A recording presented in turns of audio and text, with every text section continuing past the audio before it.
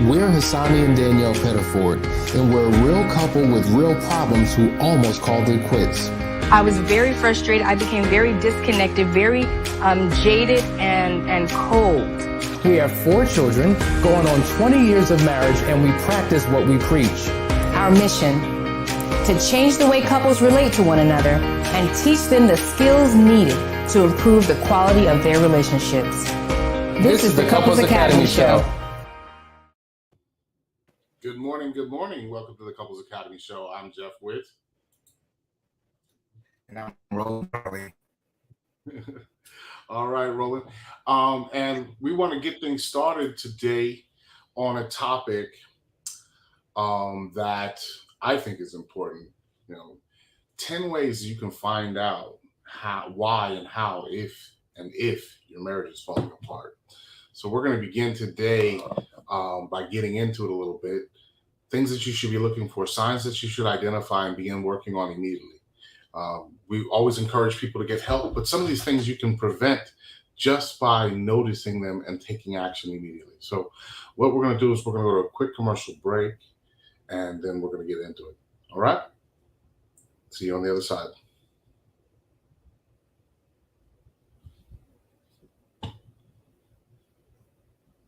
Okay, that didn't work.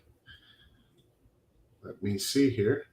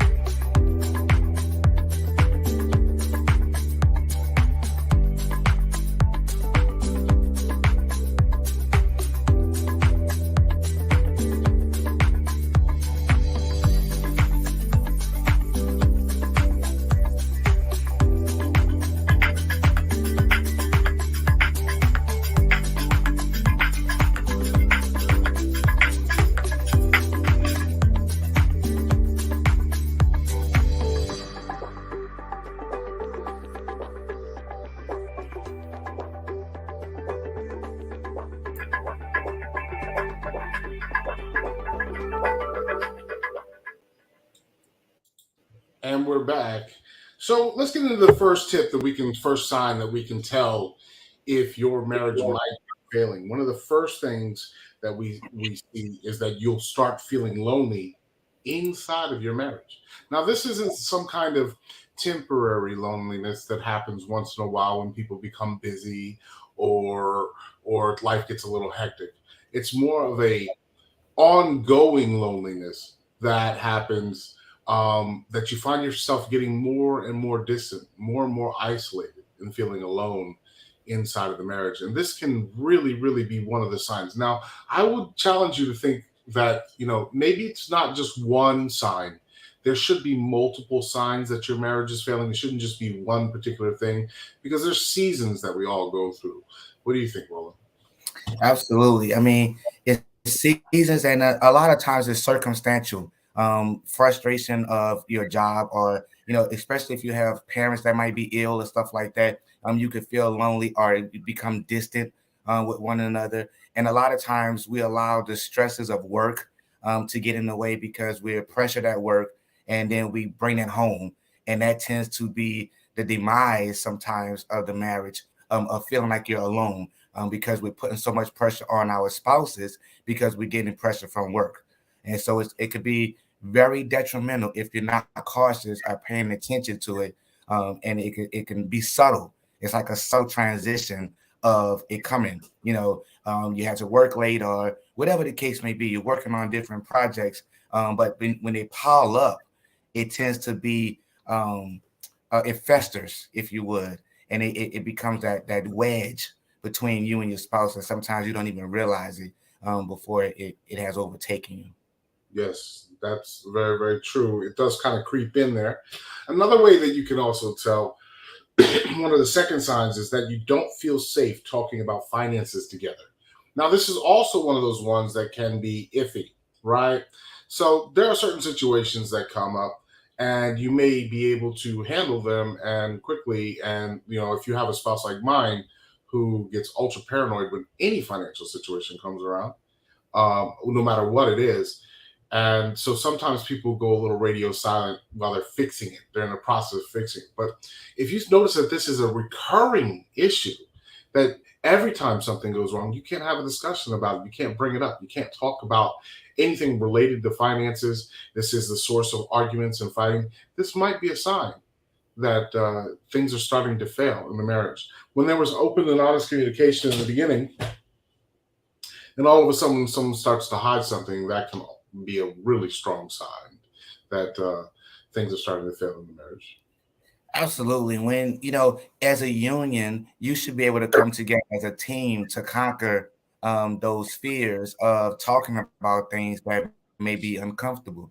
And a lot of times, some spouses may be, one may be better with the finances than others, but then we have those spouses that want to hide accounts. We want to hide what we're doing. We want to hide where we've been. And that becomes the argument because I don't want you in my business. Don't want you to know what's going on with me.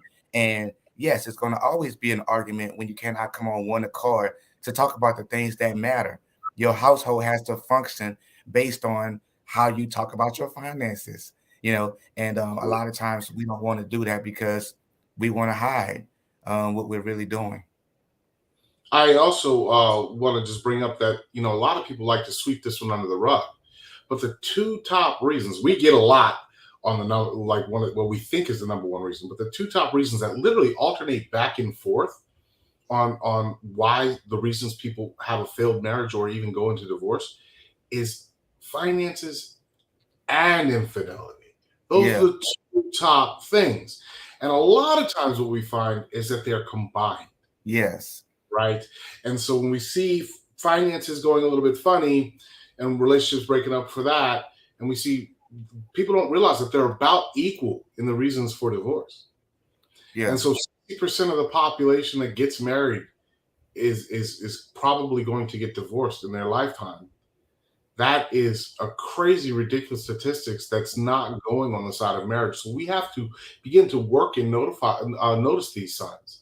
I want to actually talk about something a little more positive real quick because I forgot to acknowledge it at the beginning. We just got back from Las Vegas. I know Hassani and Danielle are there now. They renewed their wedding vows. And in a little private thing with friends, they're going to do another thing with the kids later. But this was just kind of us getting together and celebrating their 20th anniversary. And what amazing thing to make it 20 years. I'm in that category myself. And I know, Roland, you've got some time under you as well. But just to be able to make it that long shows that through the trials of life, through the fires of life, through financial situations, through infidelity, through anything, that you can make it if you make a decision that this goal that you have in mind of having a happy and complete home is more important than your ego. Yeah. They are really a true testament as yourself.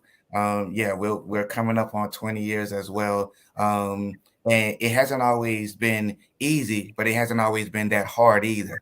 And the Bible says, he that finds a wife finds a good thing and find favors with God, right? And a lot of times we miss the end part, thinking that we're going to just get the things that God has for us, even in our infidelity, even in our mess, even in our bad way of doing things. But when you put God first, at the center, at the head, at the core, you can get through anything. You can get through any trial, any mishaps or anything like that. But you have to keep him in the mix, right? We start messing up when we just want to put everybody else in the mix and exclude God, the same person we made our vows to, right? Because we didn't just make him to our spouse, we made him to God as well. a covenant. And so I commend Danielle and Hassani. I commend you and Maribel for the work that you guys do and the inspiration that you give to so many others.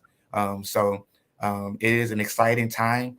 And despite contrary to popular belief, right, marriage is a good thing. Marriage is the new thing. I know a lot of people want to, live the single life and, they can live their best lives by themselves. But let me tell you, being married is a wonderful experience, and I'm enjoying the ride. And, a lot of people get this idea and impression that there's, the grass is greener on the other side. And a lot of times I always tell people, if you think the grass is greener on the other side, you might want to water your own lawn. Yeah. And, there's some statistics out there that are just scary about divorce, because a lot of people think, oh, I'm going to be able to just go out there and do it again.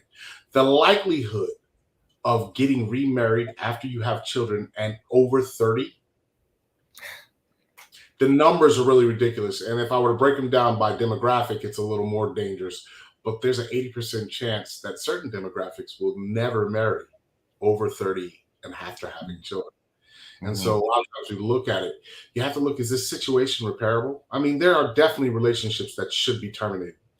Physical abuse, any kind of sexual deviancy, these kinds of things.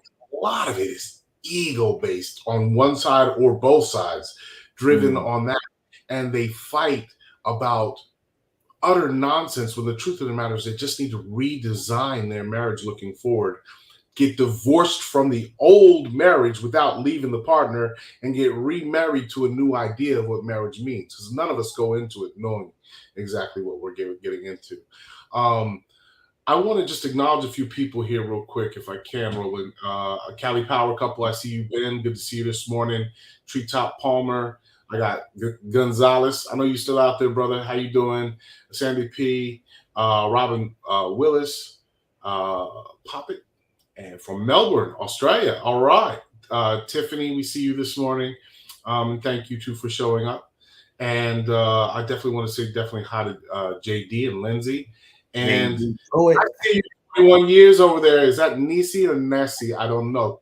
Quintanilla. Yeah, I speak Spanish, too. So, look, at the end of the day, we want to celebrate all the people who are taking the struggles of life and turning them into victories and staying married. You were saying something, Roland? No, I was just acknowledging JD Pruitt when you said it. I see the Foundry brother down there, so JD. Shout out JD.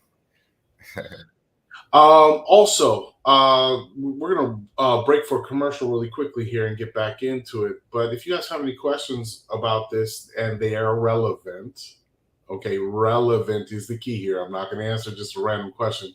But if you see a sign that may be out there that you think is something we're missing, we got a whole list here. But if you see something out there that you think you want to bring up, please let us know. We're going to see you on the other side of this short commercial break.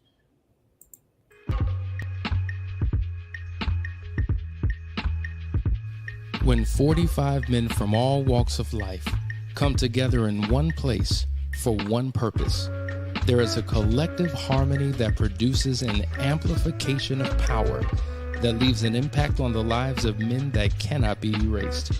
A fraternity of legendary men, all at the tipping point, on the precipice of greatness, meeting for one weekend to turn their worlds inside out. For the first time ever, the Foundry Experience. Not an event, not a seminar or retreat, but an opportunity to come face to face with the man you were always destined to be. If you want a life that's better than the one that you are living, meet us January 2023 for the Foundry Experience.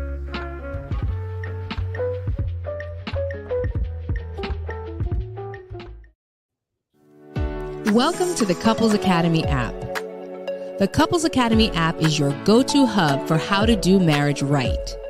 Get started with our app today by perusing our amazing features that conveniently allow you to connect.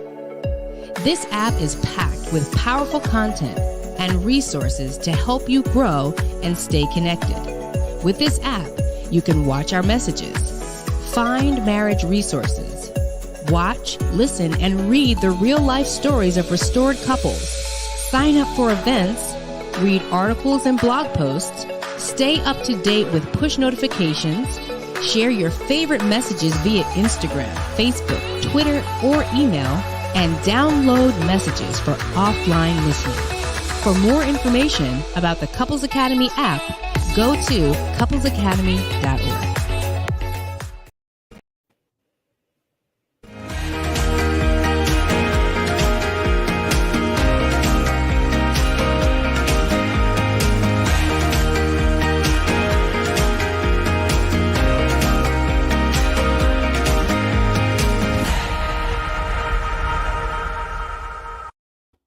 All right, we're back.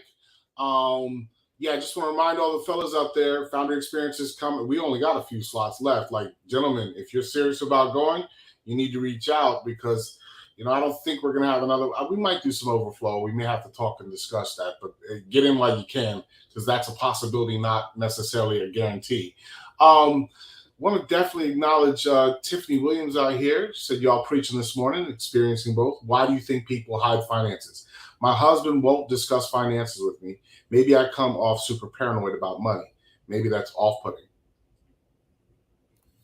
So I personally think that's a control factor. If I can control the finances, I can control the dynamics of the marriage. I can control the dynamics of what you see I'm doing or not doing. And a lot of times what happens is in situations like that, we see that everything is being taken care of. The lights are still on, the water is still on, the bills are getting paid. But in all actuality, there's an underlying thing that's going on that's affecting the marriage. And it's just like anything. Like, we were looking at an article and talking about termites. And termites you can't necessarily see directly, right? But they're eating away at the foundation and the core of your house. Right. And it's the same way in your marriage. There are termites eating away at the core of who you are as a couple and stuff like that, hiding, the finances, hiding what you're doing, hiding where the finances are going. It's a thing, in any business, there's called an audit, right? And sometimes they're called an pop-up audit, right? Jeff, I know you know about audits. All over here. Right. They call pop-up audits, right? And what happens is those things are just to keep you in alignment and to be integral or to remain integral. Talking about the finances is not a bad thing, right? It's easy to talk about when you want to get more, right? But then it seems to be hard when we're hiding what we're doing with the finances. So when I'm going to say something as a counterpoint, because we have to be really careful because we don't always know everyone's circumstances, okay? Yeah. I am all for 100% transparency at all times. Bank info accounts, cell phones, computers, everything should be transparent. However, when you're dealing with someone, and Tiffany, I'm not saying you, I'm just saying take this under consideration, just in general, for everyone else who's listening. If you're dealing with someone who is truly super paranoid about finances, it may be off-putting, just like you said. So what you have to do is you have to analyze, how do you react when you find out that there's trouble? Because if you're flipping out and then he's causing a paranoid situation, I've gone into situations that most people would be terrified of that just seem normal for me to handle, where literally large volumes of cash flow don't disappear, but they get misdirected to different things because of small emergencies. That causes a hiccup. For me, it's a hiccup. For my wife, it would be a nightmare. Yeah. Absolute nightmare. Because she's not out there earning it. So like when she sees 5 figures move, she gets scared and terrified. But that's a daily occurrence in my world. What I would say is you have to be open and receptive to not just be able to see the finances and not react, but be able to listen and learn. So one of the things we teach the men in Foundry, if you want something, then you have to be willing to learn, willing to accept change, and willing to put in the time and effort. The reason my wife doesn't really dig hard on finances with me, even though she's more than welcome, I show her all the time, she just loses interest real quick, is because I will not entertain an uneducated conversation about anything. Ever. So if we're talking about investments and you've never read about investments, if we're talking about a strategy, tax strategy, or whatever kind of strategy, and you have not read about that, your opinion means nothing. Your belief means nothing. The last thing you want me doing is flying your airplane. I don't know anything. I haven't read a book about flying planes. And I don't want anybody running finances that hasn't read about it. So what I would say to the people out there who feel like there's a problem with finances, right, and that it may be leading to the destruction of your marriage, what is your willingness to learn? What is your willingness to accept change? What is your willingness to put in the time and effort necessary to understand the situation? Now, that being said, if someone is hiding things from you and you're constantly having events that occur that show financial irresponsibility, that's a problem. And there at least should be some kind of transparency. You should know what's on that tax form. You should know what's coming back. You should have an idea of what kind of money is available to you to run the household. Those things should be transparent in every single marriage. And you should be able to see what's going on with the bank accounts, credit cards at any given time. But having discussions about them when there's strategies involved, and if you know your spouse is a planner and a thinker and a reader and not just a reactor, that he's actually done the studies or she's actually done the studies necessary to kind of know what they're doing, and they've always been able to handle and manage, there's no reason for your paranoia. But being able to see it, you should be able to see it. But you have to control that paranoia. Okay? What else? We got a couple more in here. I see here. When you find it's easier to discuss things with someone else other than your spouse, when a serious issue comes up, you're running over to your girlfriends or possibly, God forbid, another man to speak or another woman to speak with them about your issues, right? That could be a sign that your marriage is in jeopardy, that that it's failing. And I think this is a huge one, because when you're discussing things with outside people, a lot of times they may be your comfort, but not your best friend. And there's a reason why I'm saying that. I've watched this happen 1,000 times.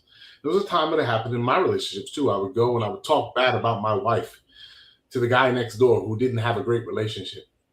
And I'd watch my wife talk bad about me to her girlfriends, and they didn't have great relationships. And what you're doing is, it's misery loves company. It's the blind leading the blind. If you're going to speak to someone outside of your marriage for advice about your marriage, make sure you're speaking to people who actually have accomplished what you want to accomplish. Make sure you're seeking advice that allows you yourself to get the most commitment to change first before you look to change someone else. So yes, I think speaking to someone other than your partner about your problem is a problem, unless you're seeking the advice of wise counsel. Wise counsel means they've already done it and they've done it better than you've ever done it. Okay. What do you think, William? And a lot of times we put ourselves in position to talk to people who really want what we have. You look at your own situation and you think that it is so bad, it is so, miserable and stuff like that. And then you go step outside and you go and talk to someone, outside of your spouse, when they actually want what you have. So then what happens is you bring your grievances to a person that want what you have. They're going to magnify their grievances. And now you're just exchanging grievances, but they really want your grievances that you have, believe it or not. And so we have to find a way to move away, to your point, Jeff, to talk to people that are doing what we actually want. We want to find people that can actually help us, and not people that just dump our grievances on, because it serves no purpose. It doesn't serve any one of us well, and just stay away from people that don't have your best interests. We call people our friends who really should be in the category of associates, and we allow associates to affect our marriages. That's some Foundry teachers right there. These are people who will drag you down and leave you there. And you don't always know that they're going to drag you down and leave you there. It's the experience of the prodigal son. You go out there in the world and they're all giving you attention while you're popular. The moment you fall, they're gone. This is easy to identify. Very, very easy to identify. Either that person is striving and working towards a goal and really about their lives themselves and trying to produce and overcome challenges and working on themselves and growing, or they're not. If they're not working on themselves and growing, then they're static. If they're static in life, then the typical thing is they're going to be a place of complaint, because static people are always blaming the government, the job, the husband, the child, the school system, the this, the that. It's a blame game. And if you have not done all you can do, which is a lot, believe it or not, if you haven't read everything you can read, if you haven't put into action plans everything that you can put into an action plan, if you're not on the task daily, then there is no room for complaints, especially in a marriage. We have to go to the extreme to do all that we can do. And most relationships that I see fail are when both partners have either quit or one partner has completely checked out and quit and is unresponsive to the spouse who's actually trying and showing up. And typically that is fear that they're going to get hurt again if they let down their guard. But what they don't realize is the pain that they're actually sitting in, trying to protect themselves, hiding in the closet the entire time, and how tormented and tortured that looks from the outside as everyone else watches you suffer because you're not scared to give love another chance.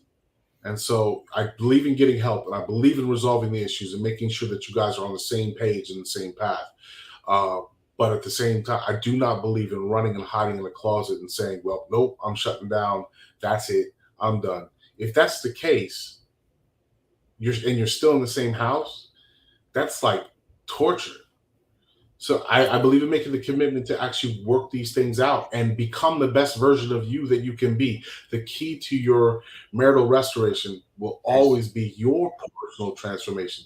That does not mean don't put up boundaries and safeguards and a watch, but and a guard to see, to make sure that things are being done appropriately and lines can't be crossed. But you have to also embrace there is no courage in this world without vulnerability. Courage does not exist without vulnerability. Hey, Jeff, you said a lot of things, man. And my wife is in the medical field. You know, a lot of times she used these big words that go over my head sometimes. That's above my pay grade, if you would, right? But I know there's a term DOA, which is dead on arrival. But then I found out there's another term, DNR, right? And a lot of times we are operating in marriages DNR. What's DNR? Do not resuscitate. So to your point, when the person has clocked out, right? When the person has gotten to the point where they've checked out of the marriage and they're walking around with a sign on their chest says DNR, do not resuscitate, they've given up. They've thrown in the towel, and that is a clear sign of a red flag that you need help. I would advise anybody that feel like their spouse is walking around with DNR on their chest to reach out and call us. That's an absolute fact. And with that, I think we're going to leave it there. I mean, we are right there at the end here. And I want to thank you guys all for showing up. Make sure you like, share, and subscribe. Make sure that you're reaching out to people who may need the help and let them know about us, because we actually do really care about the outcomes of the people we work with. I want to thank you guys for joining in today. And with that, we will see you next time.